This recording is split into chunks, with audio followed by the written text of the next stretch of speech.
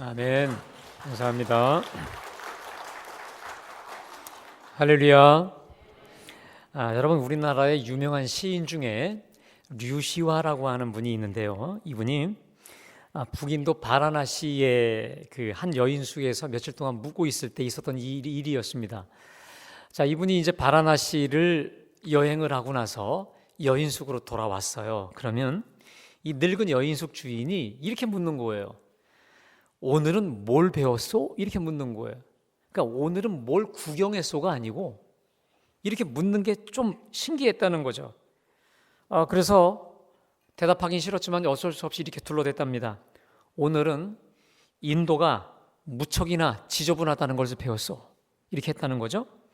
자, 그러면 이 여인숙 주인이 신기하게 자기를 돕는 심부름하는 아이까지 불러서 이 손님이 말이야, 오늘은 인도가 지저분하다는 걸 배웠대. 서로 손뼉치면서 노는 거예요. 이게 뭔가? 자, 그 다음 날 또 주인이 묻습니다. 오늘은 뭘 배웠어? 들어보니까 또 이것도 이상해요. 그래서 이렇게 얘기했습니다. 오늘은 인도에 거지가 무척 많다는 걸 배웠습니다. 그랬더니 또 그 아이를 불러서 서로 맞장구를 치면서 자랑하듯이 또 얘기하는 거예요. 오늘은 이분이 인도에 거지가 많다는 걸 배웠다는 거예요. 그 아이하고 짜고서 자기를 놀리는 거라고 이렇게 생각을 했어요. 자, 그래서 이번엔 복수를 하기로 하고 다음 날 똑같은 질문을 받았습니다. 오늘은 뭘 배웠어? 오늘은 인도에는 쓸데없는 걸 자꾸 질문하는 사람이 많다는 걸 배웠습니다. 그랬더니 이 여인숙 주인이 정색을 하면서 또 묻습니다. 도대체 누가 쓸데없는 질문을 하던가요? 그랬더니 그냥 그런 희한한 사람이 있습디다 하고 하면서 또 넘어갔다는 거죠. 그런데 이 주인이 그 다음 날도 어김없이 또 똑같은 질문을 하는 거예요. 이번엔 하도 어이가 없어서 아무 얘기 안 하고 그냥 방으로 들어갔더니 이번엔 그 아이를 불러서 이렇게 말합니다. 오늘은 저 손님이 침묵하는 걸 배웠단다. 정말 미칠 노릇이었다는 거예요. 이렇게 괴상한 여인숙이 있나? 당장 다른 데로 옮길까 하다가 그냥 며칠만 더 참자 하고 나서 한 열흘 정도를 묵었는데 매일 올 때마다 저녁 때마다 묻는 거예요. 오늘은 뭘 배웠어? 아주 귀가 따갑도록. 근데 자기가 이게 세뇌가 된지를 몰랐는데 그 집을 떠나서 다른 지역으로 가서 이제 또 하루를 끝나고 올 때 자기가 현관문을 열면서 뭐라고요? 오늘은 뭘 배웠어? 이게 떠오르는 거예요. 그러면서 자기 스스로 이렇게 질문하는 거예요. 그래, 오늘은 내가 뭘 배웠지? 하하, 그 여인숙 주인은 나에게 참으로 좋은 선생님이었구나 라고 하는 걸 이분이 깨닫게 되었다는 것입니다.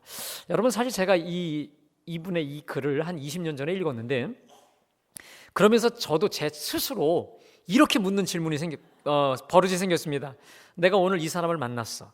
또 오늘 이렇게 하루가 지나갔어요. 그러면 오늘은 내가 이 사람을 통해 또 오늘을 통해 뭘 배웠지? 제가 스스로 질문을 하고 있는 거예요. 그래서 저는 누가 어디 여행을 갔다 오거나 좋은 데를 갔다 오면 제가 이게 물어요. 거기 어때? 이게 아니라 거기서 뭘 배웠어요? 이렇게 묻는 게 저에게 습관이 되었습니다. 근데 여러분, 신기한 게 있어요. 내가 자기 스스로를 향해서든 남을 향해서든 거기서 뭘 배웠어? 내가 뭘 배웠지? 이게 질문하잖아요. 반드시 대답이 돌아온다는 것이죠.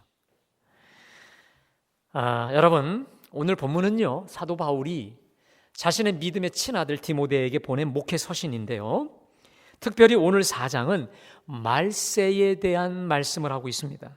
자, 그래서 말세 치말에는 이런 일이 일어날 거기 때문에 너는 너를 지키고 내가 목양하는 사람들을 지키며 성화되기를 당부하고 있는 것입니다. 자, 오늘 1절은 이렇게 시작합니다. 그러나 성령이 밝히 말씀하시기를 후일에 어떤 사람들이 믿음에서 떠나 미혹하는 영과 귀신의 가르침을 따르려 하였으니 자기 양심이 화인을 맞아 외식함으로 거짓말하는 자들이라.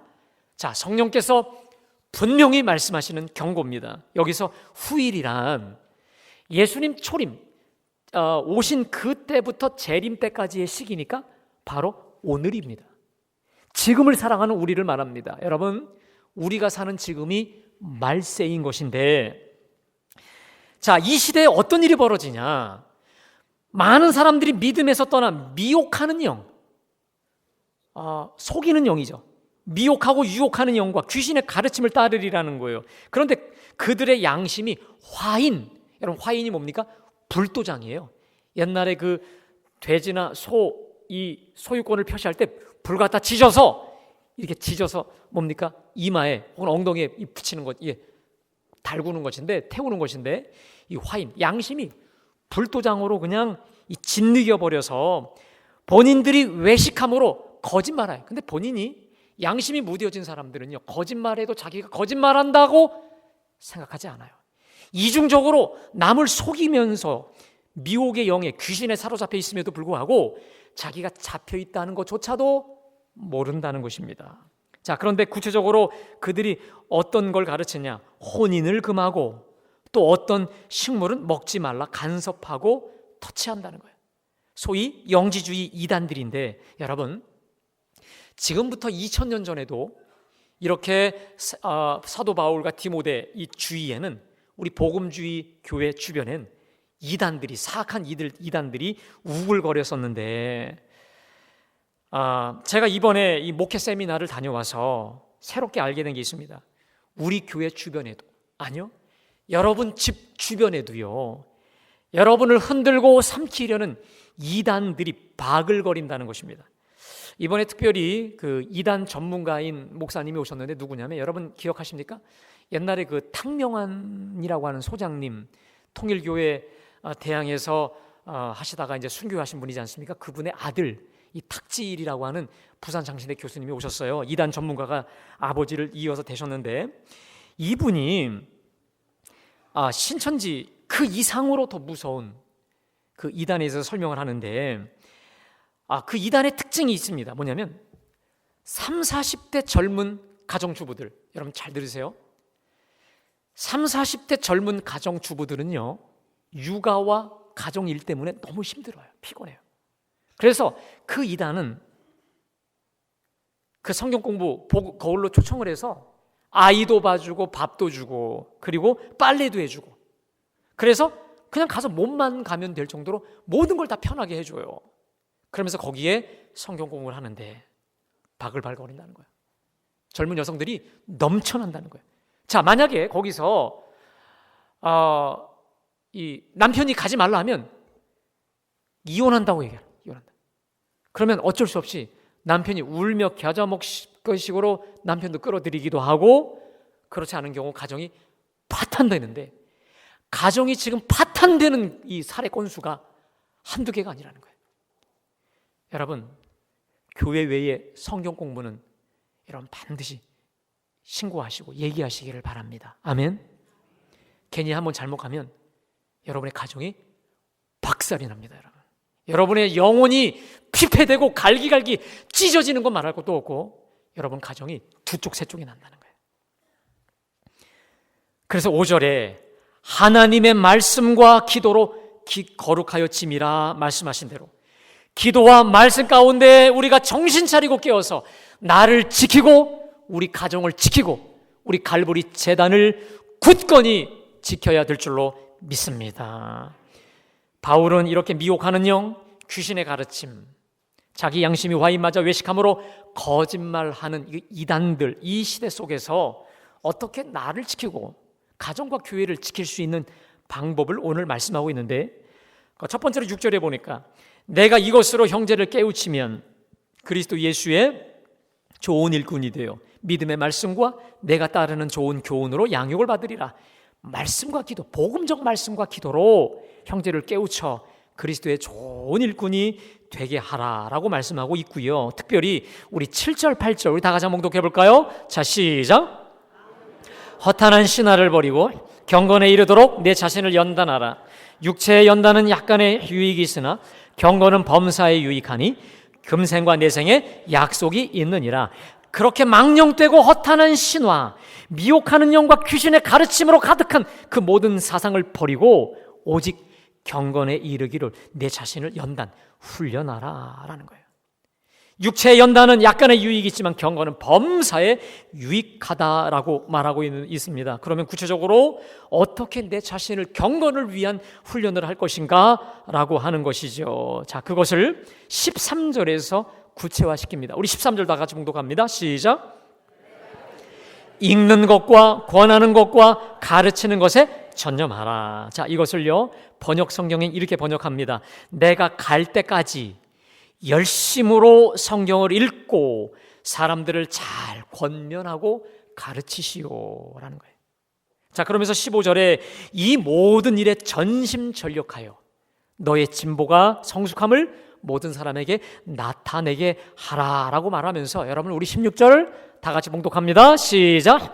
내가 내 자신과 가르침을 살펴 이 일을 계속하라. 이것을 행함으로 내 자신과 내게 듣는 자를 구원하리라. 자, 여러분 디모데에게 너 자신을 살피라는 거예요. 그리고 가르침, 내가 가르치는 가르침을 살피고 꾸준하게 성경을 배워서 그 일을 배워가는 일을 계속하라는 거예요. 이것을 행함으로 내 자신 그리고 내게 듣는 자를 구원하리라. 내가 가르치는 자, 너의 그 메시지, 설교와 말씀을 듣는 자들만 구원할 뿐 아니라 무엇보다 너를 구원해야 된다는 거예요. 무슨 얘기입니까? 다른 사람들은 다 구원해 놓고 정작 전하는 내가 버림받지 않도록 내 자신을 구원하도록. 오늘 이 16절에 내 자신과, 여러분 남도 구원해야 되지만 누구요? 내 자신과 내게 듣는 자를 그래야 구원할 수 있다라는 것이죠. 제가 이번에 목회 세미나를 다녀와서 느낀 아주 중요한 게 있습니다. 참으로 훌륭한 강사님들이 많이 오셨는데 그 중에 어느 한 분은 아주 큰 대형교회를 담임하는 목사님입니다. 그런데 이분이 설교도 잘하고 뭐 이름도 유명하신 분인데 이 코스타라고 하는 그 유학생 그 집회가 있습니다. 이분이 거기를 갔는데요, 항상 코스타 유학 집회를 갈 때마다 자신이 열등감에 빠지는 거예요. 그게 뭐냐면 본인 스스로는 설교를 잘한다고 생각하고 이름도 정평이 나 있기 때문에 또 교회도 엄청 대형 교회니까 뭐 가면 다 그냥 은혜의 도가니로 생각했어요. 그런데 놀라운 사실이 뭐냐면 내가 전할 때는 그 학생들이 별로 그렇게 반응을 안 하다가 그 장로교단에 이름도 없고 교인도 작은 그렇게 작은 규모의 무명한 목사님들이 와서 설교를 하는데 애들이 회개하고 뒤집어지고 방언받고 은혜받고 이걸 보면서 이게 뭐지? 내가 더 유명하고 내가 더 유능한 것 같고 내가 더 잘하는, 이렇게 교회가 크니까 나는 성공한, 그야말로 누구보다 탁월하다고 생각했는데 갈 때마다 주눅드는 거예요. 갈 때마다 두렵고 무섭고. 그래서 이분이 기초부터 다시 자기 설교를 연구하고 자기 설교를 발전시키고 많은 설교를 들어가면서 자기를 발전시키면서 배우고 있다, 이 말을 하는데 제가 참 충격이었습니다. 그 중에 또 어느 목사님은 이제 개척한 지 얼마 안 된, 나이도 저보다 10수년 어린, 이제 목사 안수 받은 지 얼마 안 된 시골에서 목회하는 분입니다. 우리 교회보다 훨씬 작아요. 그런데 저보다 훨씬 후배고 교회적으로도 훨씬 우리 교회보다 작은 교회임에도 불구하고 저에게 얼마나 도전과 자극과 열정을 가져다 줬는지를 모릅니다. 여러분, 제가 이렇게 보면 날마다 끊임없이 성장해가는 사람의 특징이 있습니다. 여러분, 겸손합니다. 나보다 나이가 어리던 많든 우리 교회보다 교회가 크던 작던 간에 이 사람들에게는요, 발전하는 사람들에게는 언제나 배우려고 하는 겸손함이 있어서 무슨 수를 써서라도 배우려 한다는 거예요. 사랑하는 여러분, 우리는 죽을 때까지 겸손해야 될 줄로 믿습니다. 우리 주님 앞에 서기까지 끝까지 배우는 자로 살아가는 저와 여러분이 되시기를 간절히 축원합니다. 끝까지 배우는 자. 그래서 사도 바울은 디모데후서 3장 13절에 이렇게 말씀하시죠. 악한 사람들과 속이는 자들은 더욱 악하여져서 속이기도 하고 속기도 하나 그러나 너는 배우고 확신한 일에 거하라 라는 거예요. 세상 흔들리고 사람들은 변할지라도 누가 뭐라 할지라도 그러나 너는 배우고 확신한 일에 거하라. 특별히 확신한다는 말은 배운 것을 내 가슴에 잘 새겨서 피가 되고 살이 되게 함으로 배운 것이 언제나 툭 튀어나오는 거예요. 언제나 튀어나올 수 있도록 내 걸로 만들라는 거예요. 게다가 거하라는 말은 한두 번 하지 말고 계속 쭉 가라는 거예요. 배우고 확신한 그 일을 쭉 지속하라는 겁니다. 따라해 보실까요? 그러나 너는 배우고 확신한 일에 거하라. 믿으세요? 자, 그렇다면 여러분, 오늘 저의 설교 제목이 배우는 자로 살자라고 했는데, 우리는 구체적으로 무엇을 끊임없이 배우고 확신하며 그 가운데 살아가야 될까? 그것은 뭐니 해도 첫 번째로 성경, 하나님의 말씀인 줄로 믿습니다. 여러분, 제가요, 하나님 말씀 성경을 맡아서 읽고 묵상하며 말씀을 전하지 않습니까? 그런데 신기한 게 있습니다. 우리 하나님의 말씀은요, 제가 20대에 읽을 때와 30대 또 40대와 점점 이게 나이대가 갈수록 성경의 이 깊이와 새로움이 달라져요. 아마 50대, 60대, 70대는 더 엄청난 하나님의 깨달음을 주실 것을 믿습니다. 여러분, 그뿐만이 아니에요. 제가 똑같은 성경 본문을 가지고 어디에서 누구에게 전하느냐에 따라서 성령께서 인도해 가는 초점이 달라요. 똑같은 본문이에요. 난 이걸 하기로 결심을 했는데 대상에 따라, 사람에 따라, 장소에 따라 이 뭡니까? 핵심 포인트가 바꿔지는 걸 보면서 시브리 4장 12절 말씀대로 하나님의 말씀은 살았고 운동력이 있는 살아있는 말씀인 줄로 믿습니다. 어디 그뿐일까요? 사도 바울은 디모데후서 3장 15절에서 하나님 말씀의 가치를 이렇게 말씀합니다. 성경은 능히 너로 하여금 그리스도 예수 안에 있는 믿음으로 말미암아 구원에 이르는 지혜가 있게 하느니라. 구원에 이르는 지혜. 여러분, 우리 하나님 말씀 속엔 지혜가 있는 줄로 믿습니다. 말씀을 읽으면 읽을수록 반짝이는 지혜, 아이디어, 지혜를 주시는데 특별히 우리를 구원시키는, 우리를 살리고 회복시키는 지혜, 살리는 지혜가 있다는 거예요. 어디 그뿐입니까? 모든 성경은 하나님의 감동으로 된 것으로 교훈과 책망과 바르게 함과 의로 교육하기에 유익하니 이는 하나님의 사람으로 온전하게 하며 모든 선한 일을 행할 능력을 갖추게 하려 함이라.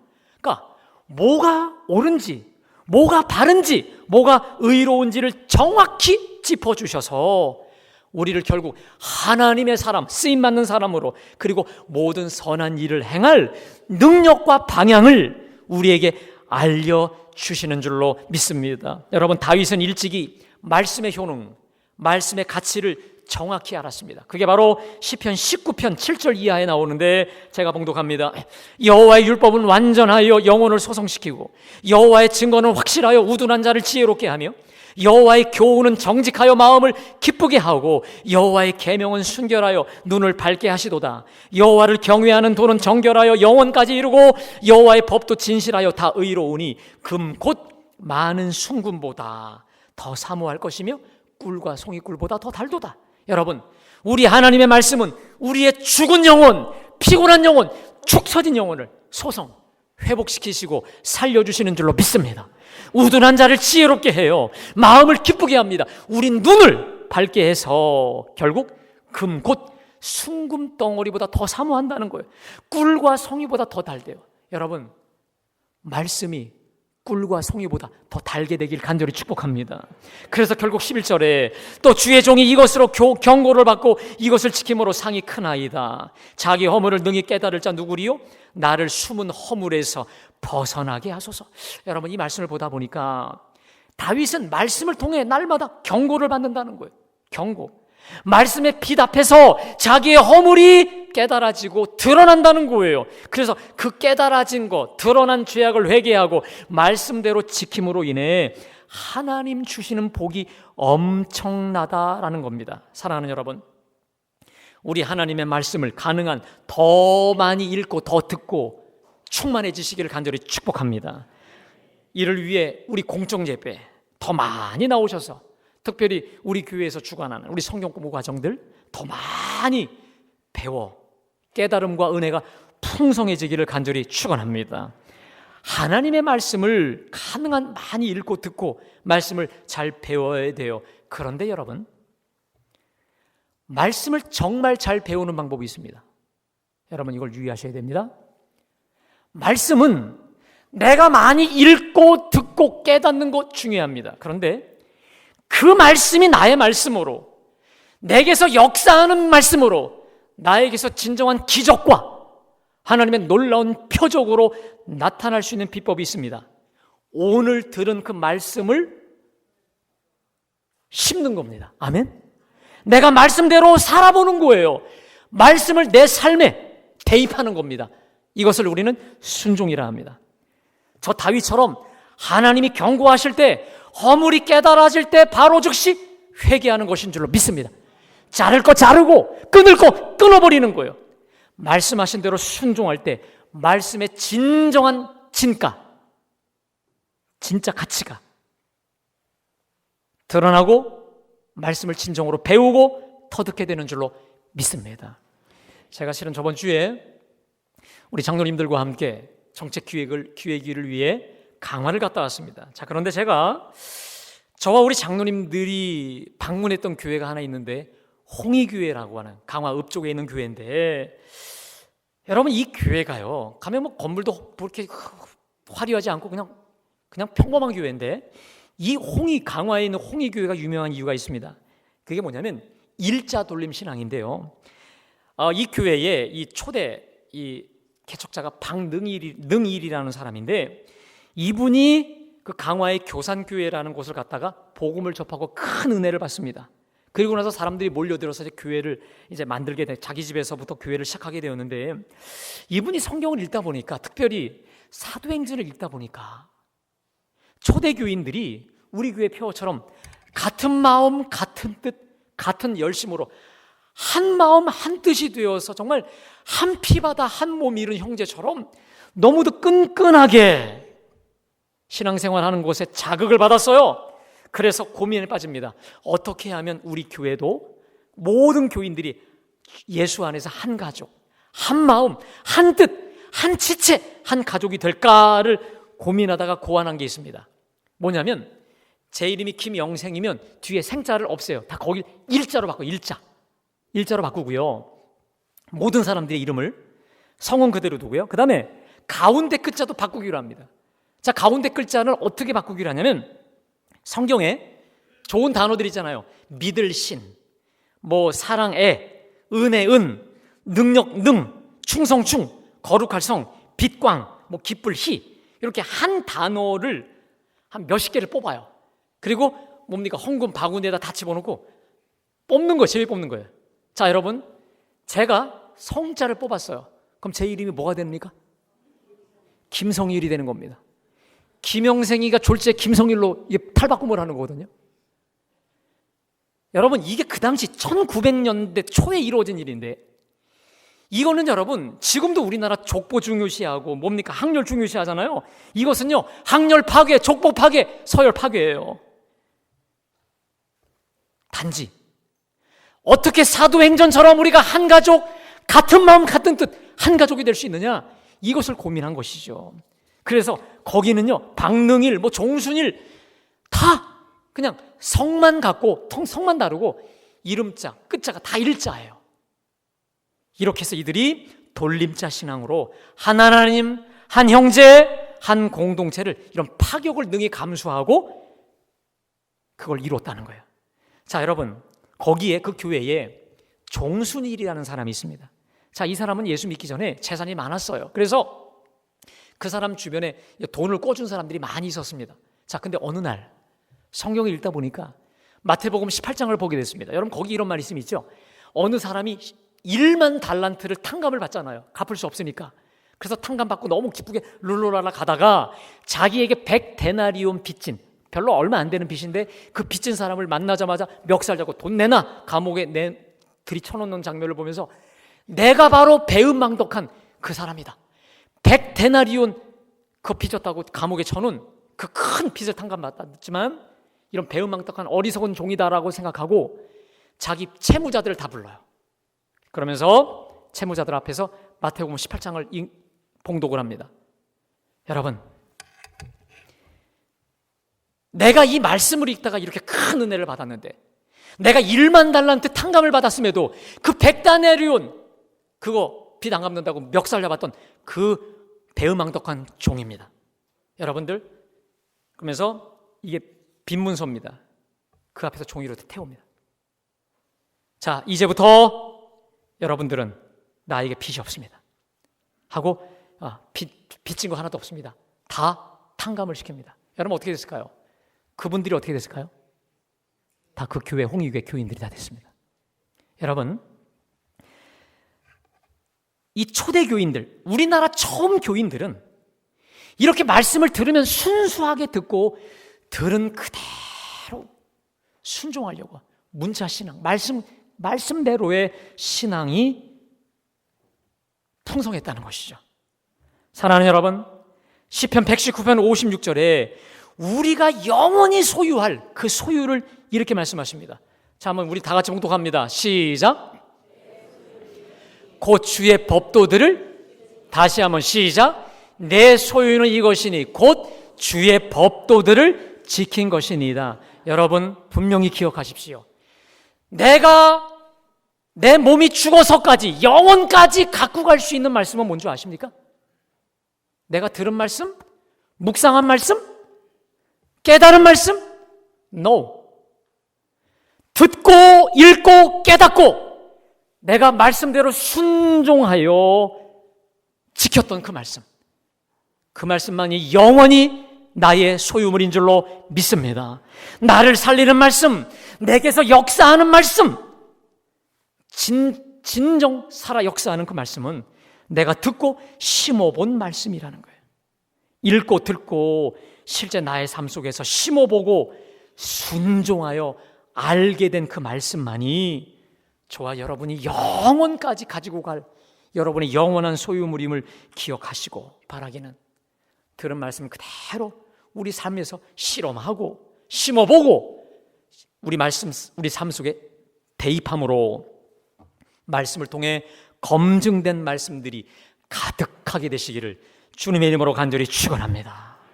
자, 여러분, 두 번째로 우리 그리스도인들의 배움의 두 번째 교재가 있습니다. 그것은 바로 내가 처한 환경을 통한 배움입니다. 따라합시다.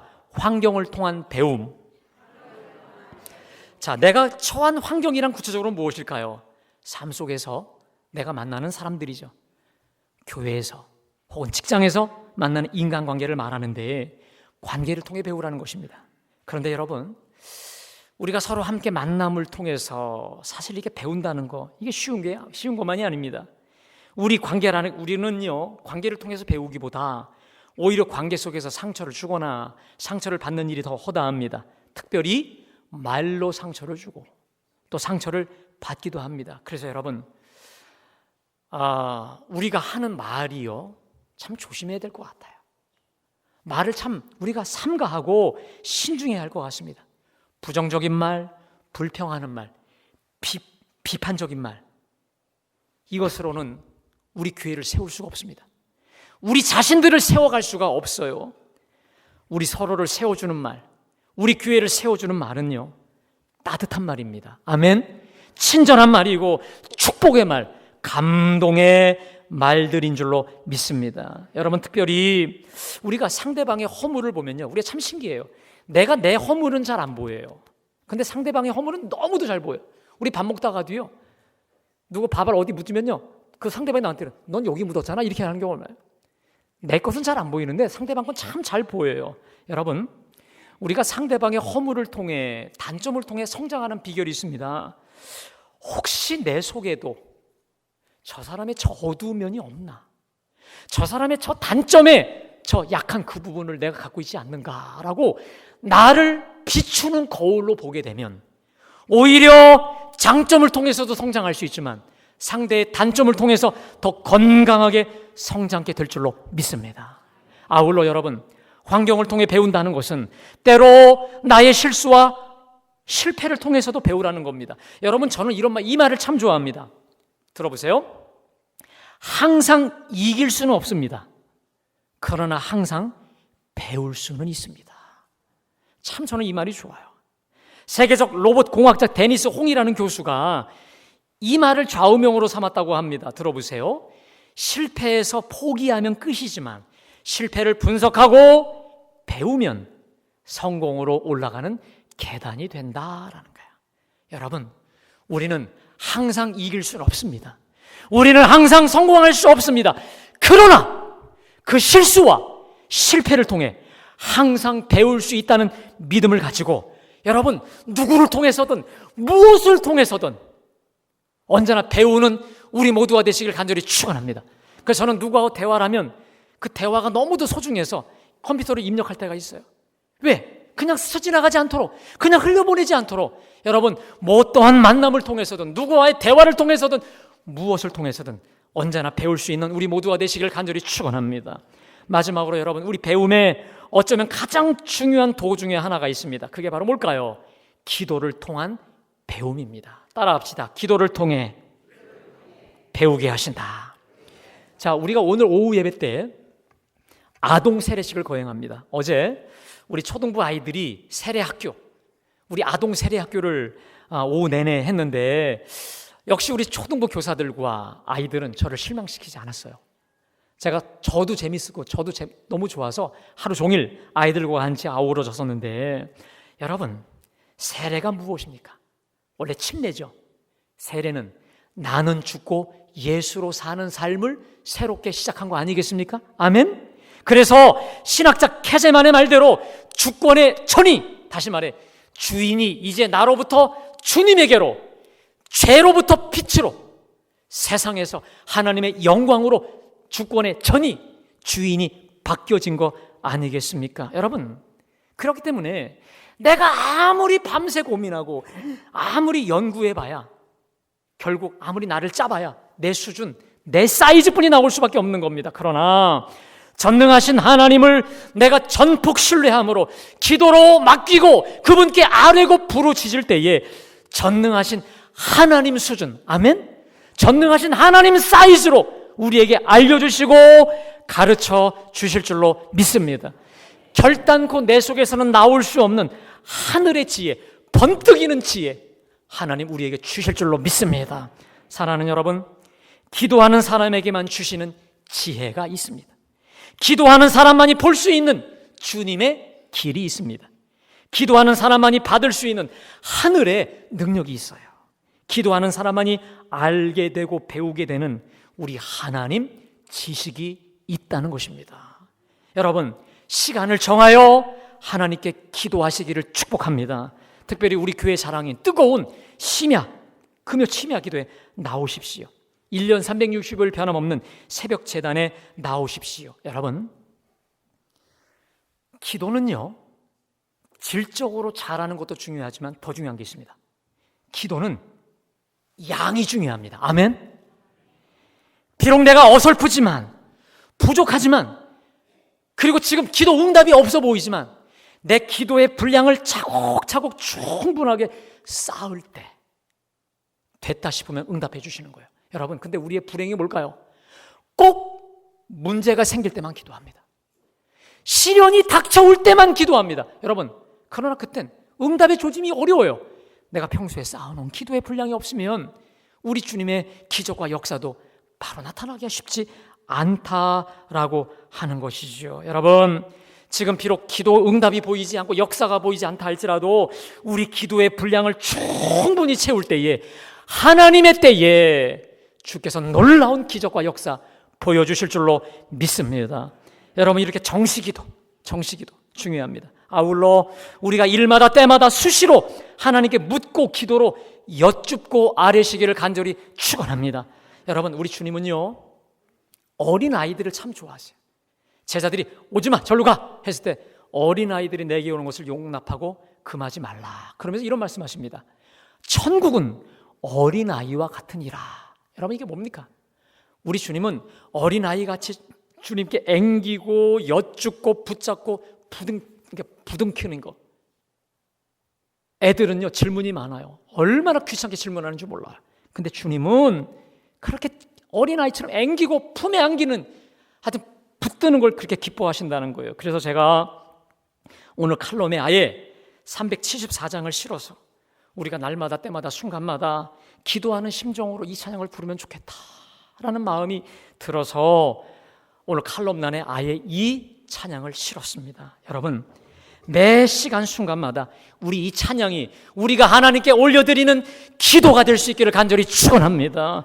주여, 나는 갈 길 모르오니, 아무것도 모르오니, 아이같이 어리오니, 마음 슬프오니, 인도하시고 가르치시고 도와주셔서 믿음으로 기도하며 찬송하며 간구할 때 우리 주님이 믿음대로 찬송대로 이루어 주실 줄로 믿습니다. 자, 우리 이 시간에 오늘 주신 말씀 기억하시면서 우리 374장 우리 하나님께 찬드리겠습니다. 나는 갈 길 멀리 찬양합니다.